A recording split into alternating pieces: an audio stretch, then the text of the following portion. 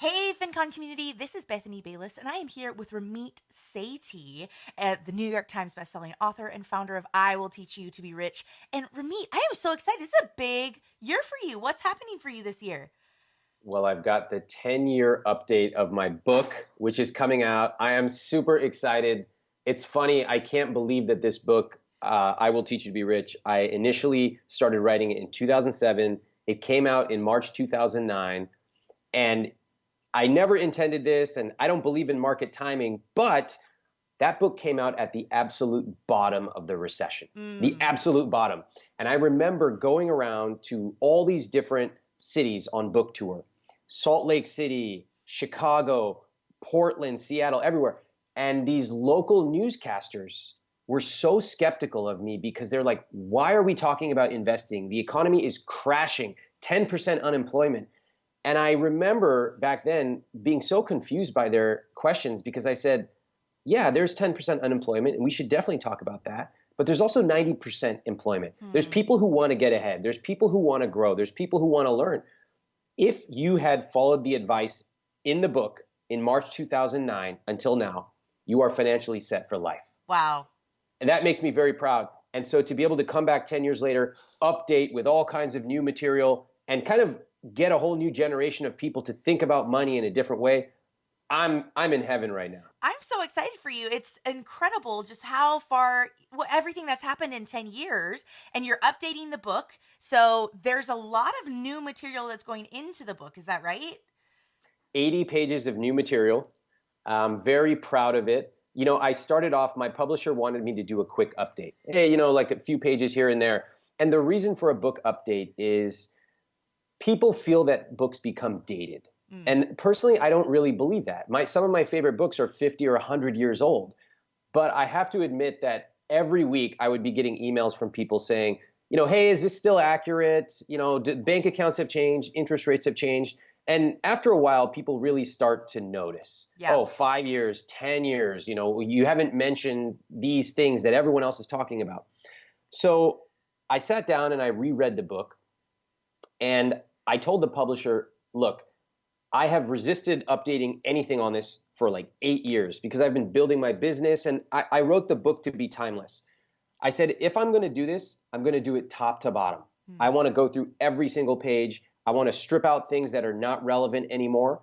I also want to add all the new things I've learned, new tools, new stories about money. Also, I'm at a different point in my life. I was married last year, so there's love and money dynamics that I want to talk about. What I've learned, I want to share. So I took the content, re-updated everything that needed to be updated, added 80 pages of new material. I think people will be extremely pleased by what they have to see. Very cool. And I love how just over the course of time, we grow as people. And so it's probably just showing how much you have grown in the past 10 years, especially congratulations on getting married. I got married a few years ago, so we're also congratulations. Thank you. And it's a totally different game when it comes to that side of money as opposed to a single person with their own money. And so does that still address people who are single, or does it focus a little bit more? How does that dynamic work? Absolutely. In the book, I do talk about if you are single or married, there are things that you're going to consistently do. You want to understand low cost, long-term investing. You want to understand automation. You want to understand psychology. But if you're married or you're in any kind of partnership, then there are certain other dynamics that you may want to discuss. For example, how do you set your joint accounts up if that's what you choose to do? What are the best practices? What if you argue over money? This is a really common one. And all of those things are addressed in typical I Will Teach You to Be Rich style. Here are the scripts. Here's what most people tell you. Here's what happens if you do that advice. I tested it. Here's what you need to do. Follow the advice and your life will change. Awesome. I think that's awesome. I think also, things have changed from 10 years ago to now. And how are you promoting the book this time around that maybe you didn't do the last time around, or maybe you did? I looked back at my notes from the book launch, and, book launch was a lot of fun for me. I have to say that for me, writing a book, the very first part of blue sky, what is this going to be, is really exciting because the possibilities are endless. The marketing of it is also really, really fun. The writing part of it, not so fun. For me, it's very difficult. It's really hard. It took me 2 years to write the first book. I would wake up at 6 a.m., write for 2 hours, go to work, come home, write for another hour. And I did that for 2 years. Wow. I think with book launch this time, there are some things that are the same. That what is the same is that if you have a great message that's different than others, people want to talk about it. So that feels really good. The second is that if you've built up trust over time, that goes a long way. I've been writing since 2004, but there are a lot of things that are different. There was no Instagram when I first started. Podcasts were not really big. Those are huge and completely different. The media landscape has changed. Back then, a lot of people would have killed to go on the Today Show. Nowadays, people would rather go on, let's say, the Tim Ferriss podcast than the Today Show, yes, which is a complete landscape change. So there's a lot of different dynamics that have emerged. And I'll tell you that I find it interesting, fascinating, also challenging to sort of crack the code on who's reading things and consuming content in different places. Absolutely. That's completely, I love that contrast from where we were 10 years ago, because now you're having to do things that maybe you didn't have to do back then. And what are some of those things? So you're trying to get on podcasts. You're trying to work with Instagrammers. What's going on with that? Okay, so I'll give you an example from my own Instagram account. Yeah. My Instagram account was horrible, like horrible. And you can just scroll back and look at it. It's not good. In the early days especially, I just would take random photos. I remember I once took a photo of at a Japanese restaurant. They have those toilets that go up, automatically. And I was like, this is so cool. And then my wife was like, you got to delete that. Just get rid of it. It should not be on your feed. I'm like, all right. That was the one thing I've ever deleted from my feed. So, but what happened was I traveled and I started getting really fascinated using Instagram stories. And I didn't understand how it worked, but I just decided I'm in Japan. I'm going to take videos and photos. And I decided that I wanted to do it my way. I'm not the best photographer, so I didn't have the glamour shots that so many others do. But I love observing psychology, observing human behavior, and that's what I chose to focus on. So for example, in Japan, the escalators are set up a little differently. The trains are organized differently. And I was just I was fascinated. So I started taking photos and videos and writing really long Instagram stories, totally using it the wrong way. Well, it turned out that a lot of people were like, I've never seen a story like this. Yeah. Because I didn't know what anyone else was doing, and I don't have the skills to do those beautiful photos. What I do know is how to write, how to observe psychology, and how to make some comments. So I did that, and I started getting tons of feedback. From then until now, Instagram has become a pretty important part of our business. Yeah. One, I enjoy it. I just recorded a story 10 minutes before. I really love it. It's also become substantive to the numbers in our business. Yes. So that's something that I have learned, which is to be a little bit more open-minded about these different channels that have emerged. I think years ago I would have kind of scoffed at them and said, that's stupid. But now I realize that it can be a fit for you if that's something that you really enjoy. So that's kind of what I learned along the way. I think that's so great because a couple things. First, you're utilizing technology that's brand new, but you're using it in a different way. So 10 years ago, we wouldn't have used any sort of social media to come alongside something like a book. Back then, the book was the thing. That, if you had a book, then that was a big deal. Now it's oh, you have a book. That's great, but do you have these things too? And so focusing on that has been really, I'm sure, interesting for you. But I mean, I'm not going to lie, before we had this conversation, I went and looked at your Instagram, right? So that's how I prepare. It's crazy, yeah. I have a really funny story to tell you about something that happened. So about a year ago, I posted a photo that someone had posted on Instagram. They had my book held up and they were like, I used this to pay off $35,000 in debt. And I was happy, so I reposted it. And I got 20 DMs from people saying, what book? They were like, what book? And I'm like, the book that I spent my whole life writing. But I couldn't understand how they didn't know what book I was talking about. And so I DM'd them, because I think part of being successful is about being curious, right? You always have to be humble enough to ask, what's going on in this world? And so I DM'd them. I'm like, hey, I'm so curious about your message. You said what book? did you know that I have a book I wrote called I Will Teach You to Be Rich? And like 10 of them were like, no, I didn't know that. And then another guy goes, oh, I thought it was just an internet marketing opt-in. And I'm like, it's a New York Times best-selling book that's changed the lives of like so many people. But guess what? Why should I expect them to have known that? And I realized ultimately that was a very arrogant belief, as if people should have followed every part of my career and no, they followed me on Instagram because maybe they liked a couple of jokes or some photos or something. It's my job to go out there and tell people, this is what I do, this is what I believe. If you don't like it, that's okay, no hard feelings, but maybe you do. And it was my job to get out there. So it was a very humbling moment brought to me by Instagram to realize that just because I wrote a book 10 years ago doesn't mean everybody knows about it. It's my job to get out there. Well, and you have the new one coming out, and so this is a great opportunity for like, hey, you didn't know I had it, but here it is. Look at this. Okay, there so it this is.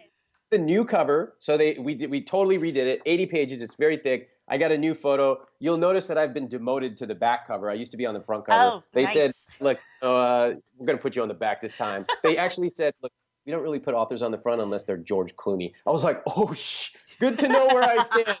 All right, I'm on the D list. But I'm very proud of the book, and I'm already running people through the book. I'm doing a private coaching program, and people's minds are being blown with the stuff they're learning. So I'm so excited for people to pick it up and start using it. Yeah, this is what I'm hearing. A few different things. First, you're using it as another income source by coaching people through it. So it's not just the book, but that's coming from it as well. Then you have social followings, and that's another way. So it feels like what used to be one stream over here is now turning into lots of different streams, and you have different things around it this time, right? Well, that's interesting. So I remember very memorably speaking at FinCon on stage. You know, I've always loved it. And I talked about earning money. And, you know, first of all, personally and on a personal financial level, I've always said there's a limit to how much you can cut, but there's no limit to how much you can earn.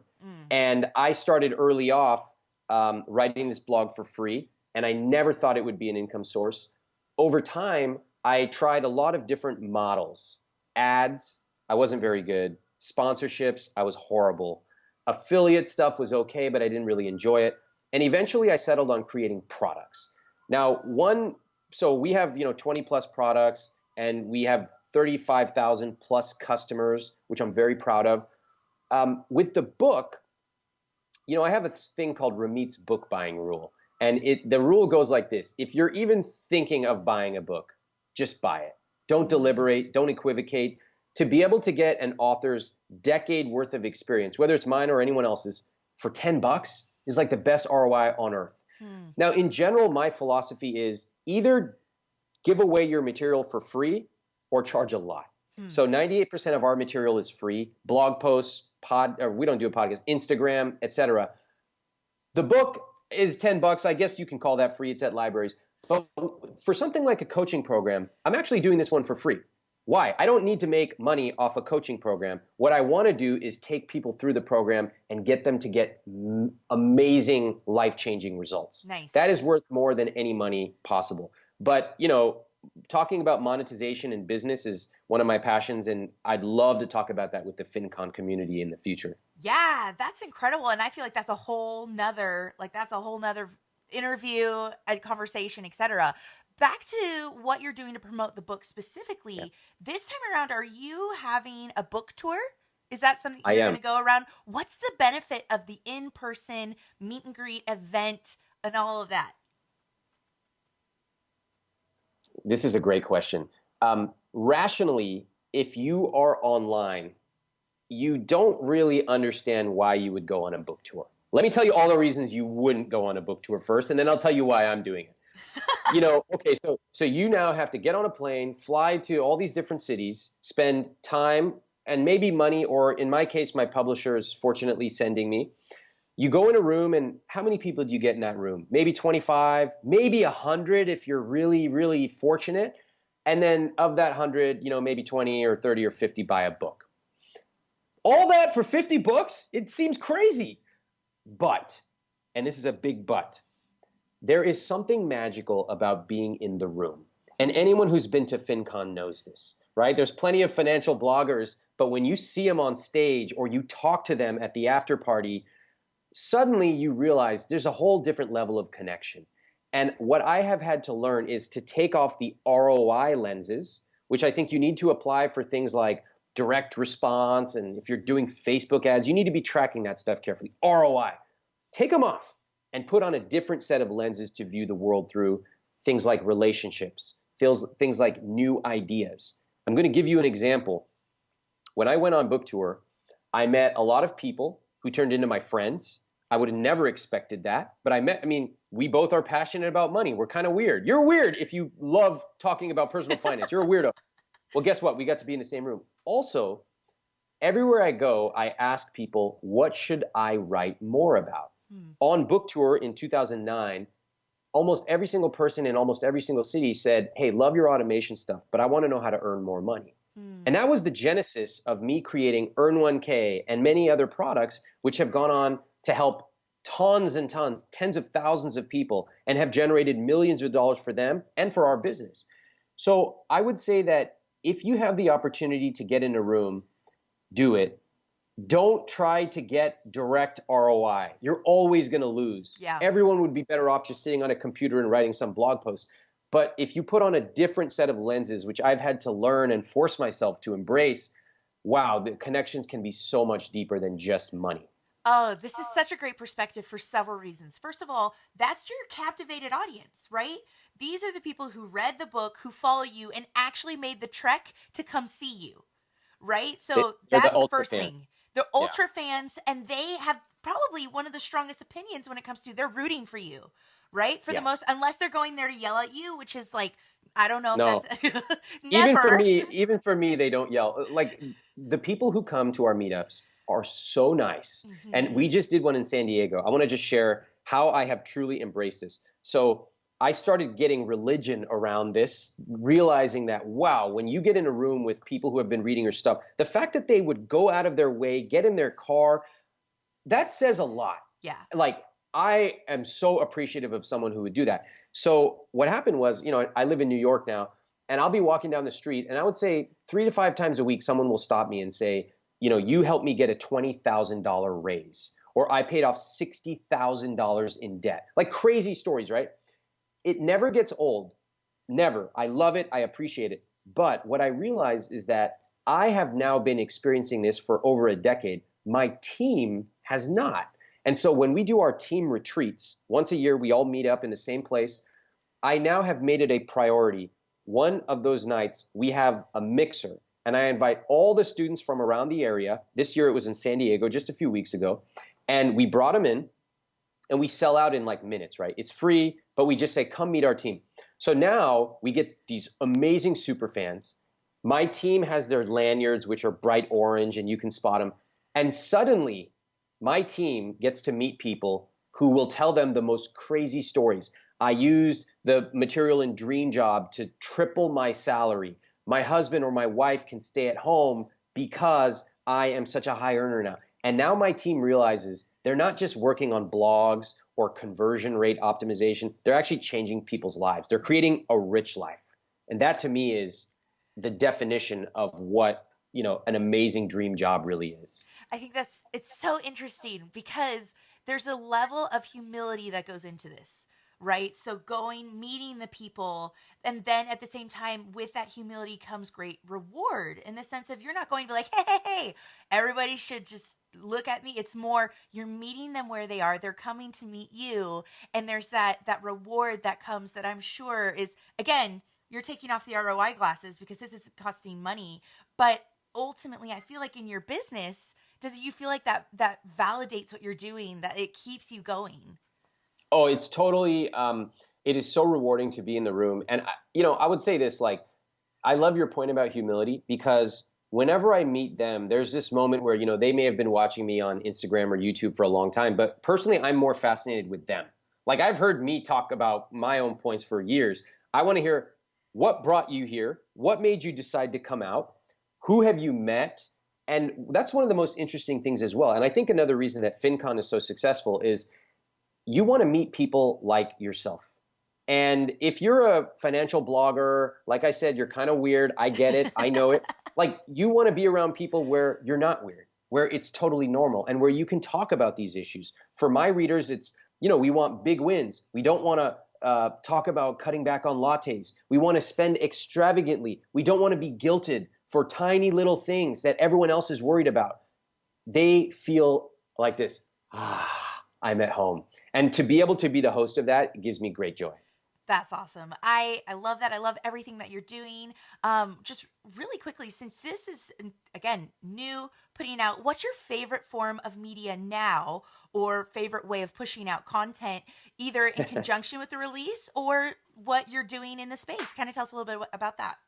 Well, my baby has always been my email newsletter. I love my newsletter since day one, and I still love it. It gives me the greatest amount of joy to send out emails to 400,000 or 500,000 people and get thousands of responses. I read every single one still to this day, and people will open up on email in a way that they will not on social media. They will tell you everything because they trust me. I've been in their inbox for literally almost a decade, and that feels really good to have built these relationships. So that's my favorite for deep connection and also for impact, right? If you have a product release and you send it out to email, your conversion rates are going to be a lot higher than on virtually any other medium. For fun and for experimentation, I really love Instagram. Yeah. I really love it. I've tried so many things. On any given day, I'm testing out something new. My Instagram stories, I just posted one on some crazy drama that happened on my feed yesterday. Like, I'm not making any money from that. I don't care about that, but I'm connecting and I love it. And I love telling stories. So Instagram stories are just a natural place for that. So I love both of those things in totally different ways for totally different reasons. Awesome. Well, Ramit, thank you so much for just hanging out with us today, sitting down, talking to us. Is there anything else that you wanted to add? No, I just want to give a big shout out to the FinCon community. It's been a few years since I've been there, but I really enjoyed it. To PT, to all the people who, like I said, write about money in all different ways. Like, since I was there, there's a whole new contingent of fire bloggers. There's so many different people talking about all different topics. And I love the diversity and seeing all these names that I never saw when I went there. So many new, like the new generation. And some of the old ones as well who are still around. Big shout outs to those guys, JD and many others. I just want to say hello to them. And you guys are making a huge, huge impact on people's lives. Thanks, Ramit. Thank you so much. Thank you.